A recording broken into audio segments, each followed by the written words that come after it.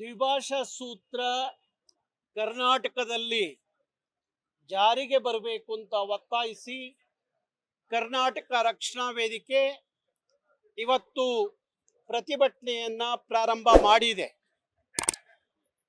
ಕರ್ನಾಟಕ ರಕ್ಷಣಾ ವೇದಿಕೆ ಸುಮಾರು 25-26 ವರ್ಷದಿಂದಲೂ ನಾವು ಹಿಂದಿಯ ದಬ್ಬಾಳಿಕೆಯನ್ನ, ಹಿಂದಿಯ ಏರಿಕೆಯನ್ನ ನಾವು ವಿರೋಧಿಸಿಕೊಂಡು ಆ ಏರಿಕೆ ಕರ್ನಾಟಕದ ಕನ್ನಡಿಗರ ಮೇಲೆ ಆಗಬಾರದು, ಹಿಂದಿಯ ಅಗತ್ಯ ನಮಗಿಲ್ಲ, ಹಿಂದಿಯ ದಬ್ಬಾಳಿಕೆಯನ್ನು ನಾವು ಸಹಿಸೋದಿಲ್ಲ, ಹಿಂದಿಯ ಏರಿಕೆ ಮಾಡೋದ್ರಿಂದ ಒಕ್ಕೂಟದ ಭಾರತವನ್ನು ಪ್ರಶ್ನೆ ಮಾಡುವಂಥದ್ದು ಆಗಬಾರದು ಅನ್ನೋಕ್ಕೋಸ್ಕರ ಹಿಂದಿಯ ಏರಿಕೆಯನ್ನ, ದಬ್ಬಾಳಿಕೆಯನ್ನ ನಾವು ವಿರೋಧ ಮಾಡಿಕೊಂಡೇ ಬಂದಿದ್ದೀವಿ.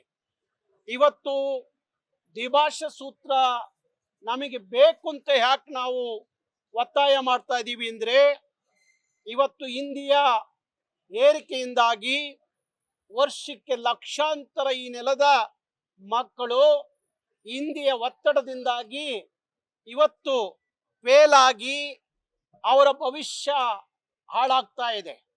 ಹಾಗಾಗಿ ಇವತ್ತು ಹಿಂದಿ ಶಿಕ್ಷಣದಲ್ಲಿ ಒತ್ತಡದ ಕಾರಣಕ್ಕಾಗಿ ನಮ್ಮ ಮಕ್ಕಳ ಭವಿಷ್ಯ ಹಾಳಾಗಬಾರ್ದು, ಅದಕ್ಕಾಗಿ ತ್ರಿಭಾಷಾ ಸೂತ್ರವನ್ನ ವಾಪಸ್ ಪಡ್ಕೊಂಡು ಕರ್ನಾಟಕದಲ್ಲಿ ಇವತ್ತು ತಮಿಳ್ನಾಡಲ್ಲಿ ದ್ವಿಭಾಷಾ ಸೂತ್ರ ಇದೆ, ಮಹಾರಾಷ್ಟ್ರದಲ್ಲಿ ದ್ವಿಭಾಷಾ ಸೂತ್ರ ಇದೆ, ಉತ್ತರ ಪ್ರದೇಶದಲ್ಲಿ ದ್ವಿಭಾಷಾ ಸೂತ್ರ ಇದೆ, ಬಿಹಾರಲ್ಲಿ ತ್ರಿಭಾಷಾ ಸೂತ್ರ ಇದೆ. ಎಲ್ಲ ಕಡೆ ದ್ವಿಭಾಷಾ ಸೂತ್ರ ಇರುವಾಗ ಕರ್ನಾಟಕದಲ್ಲಿ ಯಾಕೆ ತ್ರಿಭಾಷಾ ಸೂತ್ರ? ನಾವು ಅದನ್ನ ಒಪ್ಕೋಬೇಕು. ಇವತ್ತು ಹಿಂದಿಯ ಏರಿಕೆ ದಬ್ಬಾಳಿಕೆಯಿಂದಾಗಿ ನಮ್ಮ ಭಾಷೆಯ ಮೇಲೆ, ನಮ್ಮ ಮಕ್ಕಳ ಶಿಕ್ಷಣದ ಮೇಲೆ ಭಾರಿ ದೊಡ್ಡ ಒತ್ತಡವನ್ನ ಆಗೋ ಕಾರಣ ನಮ್ಮ ಮಕ್ಕಳ ಭವಿಷ್ಯ ಭಾರಿ ಕಷ್ಟ ಆಗ್ತಾ ಇದೆ. ಅದಕ್ಕಾಗಿ ತ್ರಿಭಾಷಾ ನೀತಿಯನ್ನ ಕೇಂದ್ರ ಕೈಬಿಟ್ಟು ದ್ವಿಭಾಷಾ ಸೂತ್ರವನ್ನ ಜಾರಿಗೆ ತರಬೇಕು ಅಂತ ಒತ್ತಾಯಿಸಿ ಕರ್ನಾಟಕ ರಕ್ಷಣಾ ವೇದಿಕೆ ಹೋರಾಟ ಮಾಡ್ತಾ ಇದೆ. 1968ರಲ್ಲಿ ತಮಿಳುನಾಡಿನಲ್ಲಿ ತಮಿಳರು ಅವತ್ತು ಹಿಂದಿಯ ಏರಿಕೆಯನ್ನ ವಿರೋಧಿಸಿ ಭಾರಿ ಭುಗಿಲೆದ್ದ ಕಾರಣ ಇವತ್ತು ತಮಿಳುನಾಡಲ್ಲಿ 68ರಲ್ಲೇ ದ್ವಿಭಾಷಾ ಸೂತ್ರ ಜಾರಿಗೆ ಬಂದಂಥದ್ದು.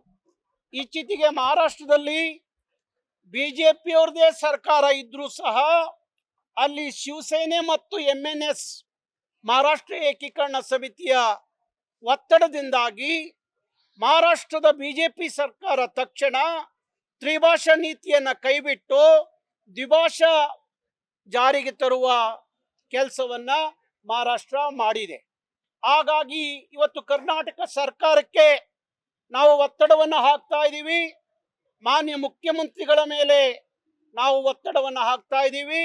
ನಮಗೆ ತ್ರಿಭಾಷಾ ಸೂತ್ರ ಬೇಕಾಗಿಲ್ಲ, ನಮಗೆ ದ್ವಿಭಾಷಾ ಸೂತ್ರವನ್ನ ತಕ್ಷಣ ಜಾರಿಗೆ ತರಬೇಕು. ಇಲ್ಲದೆ ಹೋದ್ರೆ ಕರ್ನಾಟಕದಲ್ಲಿ ಕನ್ನಡಿಗರು ಭುಗಿಲೆದ್ದು ನಾಳೆ ಆಗುವ ಪರಿಣಾಮಕ್ಕೆ ನಿಮ್ಮ ಸರ್ಕಾರ ಹೊಣೆ ಹೊರಬೇಕಾಗುತ್ತೆ. ಅದಕ್ಕಾಗಿ ತಕ್ಷಣ ತ್ರಿಭಾಷಾ ಸೂತ್ರವನ್ನ ಕೈಬಿಟ್ಟು ದ್ವಿಭಾಷಾ ಸೂತ್ರ ಜಾರಿಗೆ ಬರಬೇಕು ಅಂತ ಹೇಳಿ ರಾಜ್ಯ ಸರ್ಕಾರವನ್ನು ಒತ್ತಾಯಿಸ್ತೀವಿ. ಹಾಗೆ ಕೇಂದ್ರ ಸರ್ಕಾರ ಭಾಷೆಯ ಆಧಾರದ ಮೇಲೆ ರಾಜ್ಯಗಳ ವಿಂಗಡಣೆ ಆಯಿತು, ಭಾಷೆಗಳ ಆಧಾರದ ಮೇಲೆ ರಾಜ್ಯಗಳಾಯಿತು, ರಾಜ್ಯಗಳ ಆಧಾರದ ಮೇಲೆ ಭಾರತ ಒಕ್ಕೂಟ ರಾಷ್ಟ್ರ. ನಮ್ಮ ಭಾಷೆ, ನಮ್ಮ ಸಂಸ್ಕೃತಿಗೆ ಇಲ್ಲಿ ಯಾವುದೇ ಧಕ್ಕೆ ಬಂದಾಗ ಇಲ್ಲ ಹಿಂದಿಯ ಮುಖಾಂತರ ಏರಿಕೆ ಮಾಡೋದು, ದಬ್ಬಾಳಿಕೆ ಮಾಡೋದು ಆದ್ರೆ ಭಾರತದ ಒಕ್ಕೂಟ ರಾಷ್ಟ್ರಕ್ಕೆ ಧಕ್ಕೆ ಬರುತ್ತೆ ಅನ್ನುವ ಎಚ್ಚರಿಕೆಯನ್ನ ಕೇಂದ್ರ ಸರ್ಕಾರಕ್ಕೂ ಹೇಳಲಿಕ್ಕೆ ನಾನು ಇಷ್ಟಪಡ್ತೀನಿ. ಹಾಗಾಗಿ ನಿಮ್ಮ ತ್ರಿಭಾಷಾ ಸೂತ್ರವನ್ನ ತಕ್ಷಣ ವಾಪಸ್ ತಗೋಬೇಕು.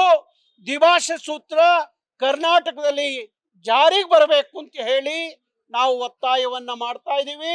ಇವತ್ತು ಬೆಂಗಳೂರಲ್ಲಿ ಪ್ರಾರಂಭ ಆದಂತ ಈ ಹೋರಾಟ ರಾಜ್ಯದ ಮೂಲೆ ಮೂಲೆಗೆ ತಗೊಂಡು ಹೋಗ್ತೀವಿ.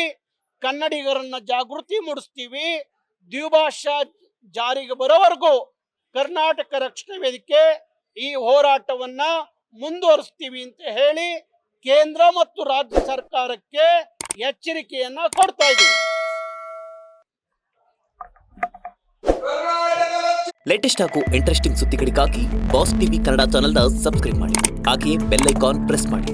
ಇದರ ಜೊತೆಗೆ ಫೇಸ್ಬುಕ್, ಇನ್ಸ್ಟಾಗ್ರಾಮ್, ಎಕ್ಸ್ನಲ್ಲೂ ಮಿಸ್ ಮಾಡದೆ ಫಾಲೋ ಮಾಡಿ.